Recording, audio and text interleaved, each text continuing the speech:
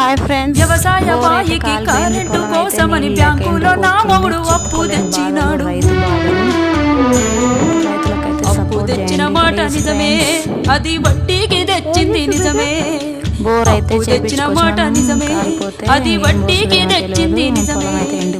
ఆరుగాలం చేసి పంట పండించిన అంగట్లో రైతుకు గిట్టుబాటు రాక చాలా బాధల్లో ఉన్నాం ఫ్రెండ్స్. Bye friends. అప్పు కొంత గట్టి గడువునే కోరితి, గవర్నమెంట్ ఆర్డర్ అని ఇల్లు జప్తు చేసే.